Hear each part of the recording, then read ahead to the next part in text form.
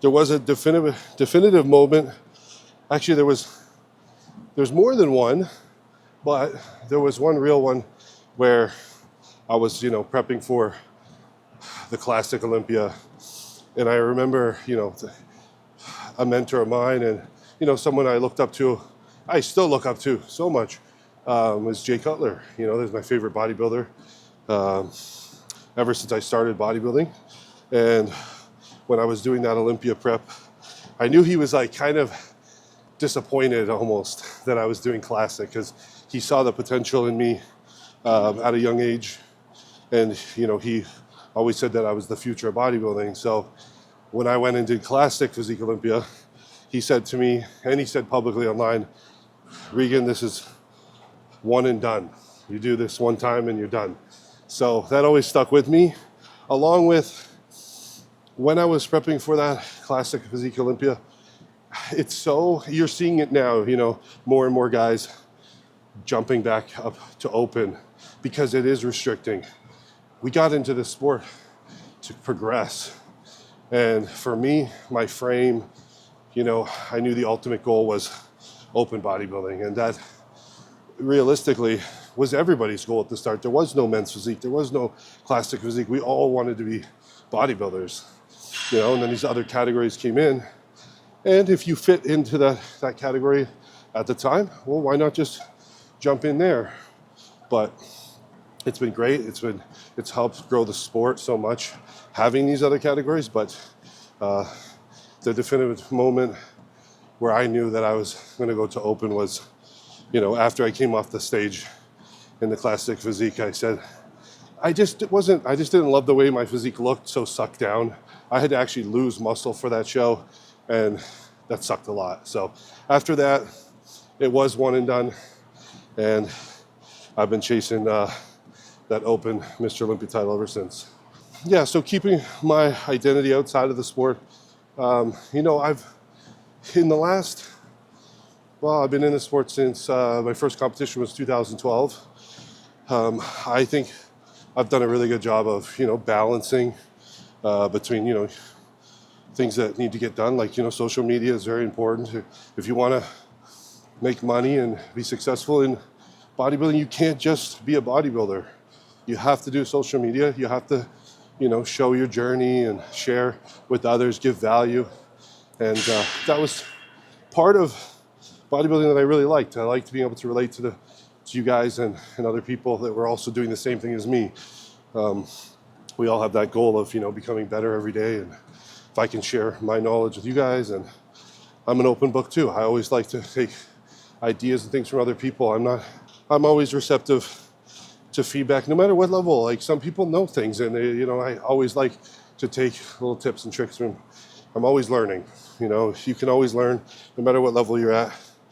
And as far as my identity outside bodybuilding, I got to be honest. Like, I did have a lot of balance all through my career, but to be the best in the world, you really can't have balance. Like, there is no balance, because the guy that is winning is doing everything possible. You've got about probably, I don't know, at the Olympia stage, you got 20 guys there, let's say. All these guys want to be number one. All these guys are doing everything every single day to be better. And if you're not going to win. So you have to be obsessed. You have to be almost a little bit insanely obsessed with this sport in order to be the best. So right now, the way I see it is, I'm 32 years old. Have a great career, balance, social life, everything. But these next 5, 6, 7, 8 years, who knows how long I can do this for, will be dedicated to bodybuilding, because at the end of all this, I don't want to look back and have any regrets that I didn't do enough, or that I couldn't, I could have done harder cardio, I could have trained my legs harder. None of that. So at the end of the time of my career, I'll know that I did everything I could, and that'll be a satisfying feeling. Yeah, so balance out the window. I still take care of my family, friends and this and that. But as far as, you know who says it's perfectly? Jay Cutler. When he was fighting for the Olympia title, he lived in a box. And I'm inside the box. Let's just say that. Golden era question. As someone who has a classic look but competes in the men's open, who from the golden era of bodybuilding do you look up to? And what do you think they could say about the modern Olympia stage in today's physiques? That's a good question. Golden area. So, I don't want to be, I guess golden area. For me, I looked up to probably Arnold was probably the main one. Samir Banu was pretty cool. And he's still active in today's, social media. Samir always reaches out to me when I hit like a classic pose. He loves that stuff. So I do hear a lot of the golden era bodybuilders talking, kind of poorly about the direction and how bodybuilding has gone. After they introduced the classic physique category, I really do love the look of many of the competitors in there. But open bodybuilding has evolved, and a lot of the popular classic physique guys that have grown the sport so much are coming up into open, and I really hope they start favoring more of the aesthetics than just the mass. I really think that as a growing sport needs to be pleasing. I don't think that we'll ever reach like super growth, mainstream media if we don't have a look or a winner that doesn't look like someone that everyone would want to look like. So the freak factor, okay, it's awesome. I think a lot of people, there is many fans for that, but all in all, I think that the winner should be more streamlined, more of a beautiful physique to look at. So the suffering in bodybuilding, it's inevitable. If you're going to reach a body fat level percentage that is going to place on a Olympia stage or win a pro show or even get your pro card or even amateur show, from the start, I've always given it everything I got in my preps to get as shredded as possible.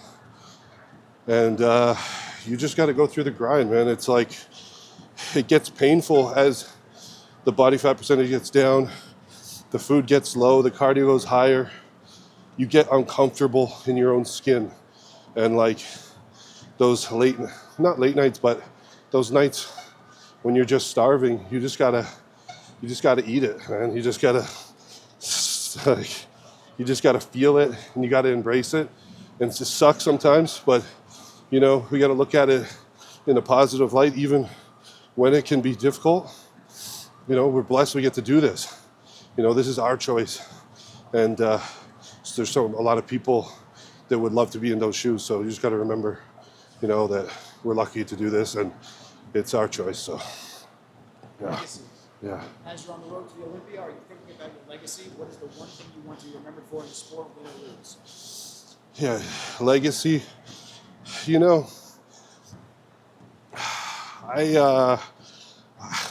My legacy in bodybuilding is that, of course, I want to win the Mr. Olympia. So that doesn't really, until I can get, close to there, I haven't really thought of long-term legacy, but, I would love to win 3. That's my goal, at least 3. And I don't want to say just limit to 3, but I think in order to leave a legacy, you need 3. 1 doesn't really do it. I think you need to lock it down. But also, I hope that at the end of all this, people have gained value and pushed themselves towards their goals by me sharing mine. And at the end of the day, when I get to go to Korea, FIBO Germany, Olympia Expo, shake all the people's hands and you guys that come, that's what it's all about. You guys coming through and we get to talk for a moment. But it's really cool because you guys watch my YouTube videos and you feel like you know me, and it's like, it's just a cool experience, and that I can help you guys where it's sometimes I don't even know, but it's helping you in a way that's pushing towards your goals. So at the end of the day, if I can help other people. That's the most rewarding thing. Makes you feel good and leaving a legacy. There's two different ways of looking at it. There's that way, and then there's, accolades and winning competitions. It's kind of like two different things. Because some people inspire so many people. They're not winning shows or doing this. They're inspiring them through social media, and that's really cool too. Yeah. Maybe 2 more quick ones. Yeah. Fuck it. Also don't want to keep you. Oh, I'm good. It's just good for me, Steps. Yeah. Don't be sure. We need to lose that 3 pounds, bro. Showdown question. Yeah. Who in your mind is the biggest threat on that stage this year and why? What do you respect most about their physique and what they're bringing? Yeah, so for me, and I've said it before, Samson, being the Mr. Olympia champion last year, $600,000 purse. It's freaking awesome. I love to see it going up. Super cool. I don't know about this year. Maybe it goes 750, maybe $1 million one year. It would be awesome. But as you know, none of us get into bodybuilding for money. This is not a sport where you're like, oh, I'm going to be a bodybuilder and make a ton of money. It doesn't work like that. If you love it, in the end, you can make money because you'll be successful at anything that you love and passionate about. But, sorry, what was the question again? It was who in your mind is the biggest threat Who's the on that best? stage Okay. this year and why? And what do you Yeah. respect most about their physique and what they bring? Yeah. So I think, what was that word? A rival or no, not rival. Just what? Who in your mind is the biggest Biggest threat. on stage Okay. this year? Yeah. I think for me, I'm looking at who's winning. That's who I want to beat. And Samson is about my height. He has, I don't know exactly how much he weighs on stage, but maybe close to 300, 290, 300. Samson, I've beat before in a competition in Egypt. And I know, he's made huge leaps in his physique, and he looks amazing and this and that. But I just know if I put the work in, I am capable of beating him one day. So I just need to put the work in and put my head down, live in that box, and I will get there. Imagine you're standing on the Olympia stage moments before the winner is announced. Yeah. What goes through your head? What's the first thing that you're doing the moment that you walk off stage, no matter the outcome?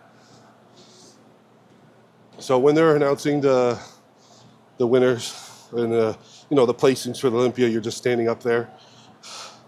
I mean, that's a crazy question. Huh? What am I thinking?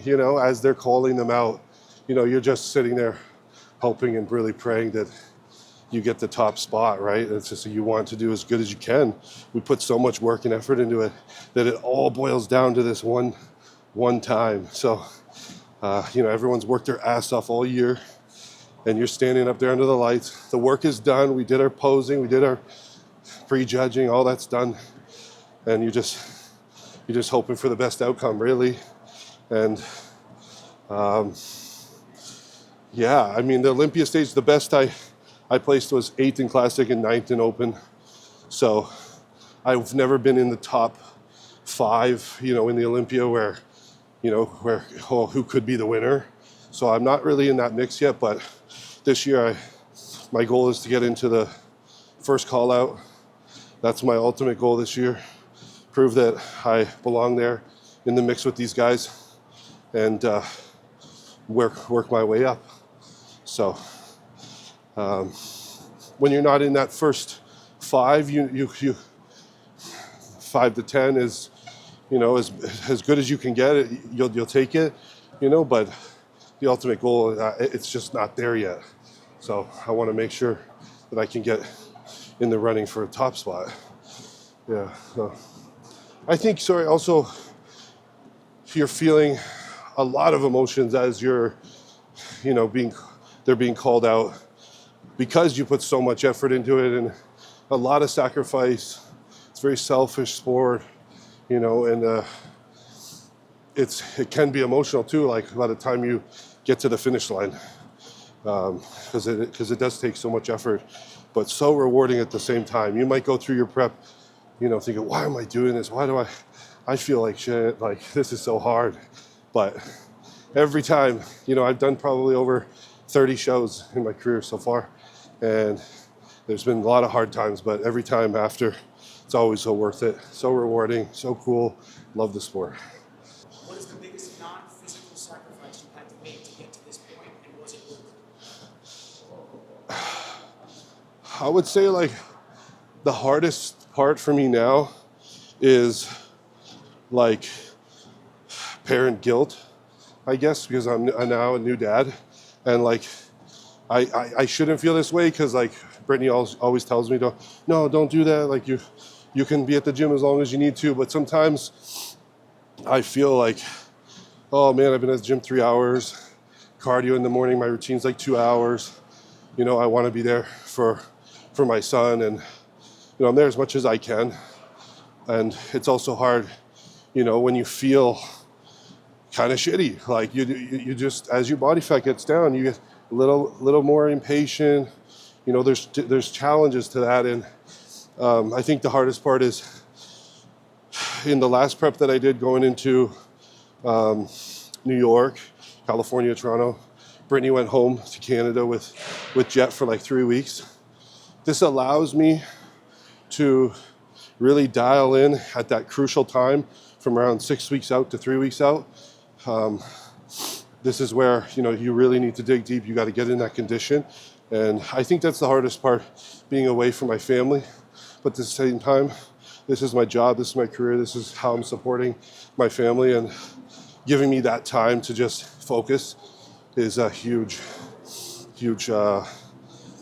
it's a great thing, but it is a sacrifice, being away from the family and my son that I love so much, and Brittany. So that's probably the biggest sacrifice is, having to be a little bit selfish. I'm so lucky that my wife understands, and she is also a competitor, so I have so much support from her to give this everything I got. So yeah.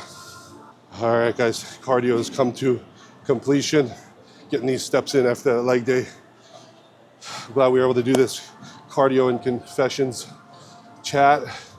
Just a little bit more into my, personal mindset and what's been going on. So I just want to say a big thank you for tuning in to the AN Subs channel, guys. Like I said, there's going to be lots more to come.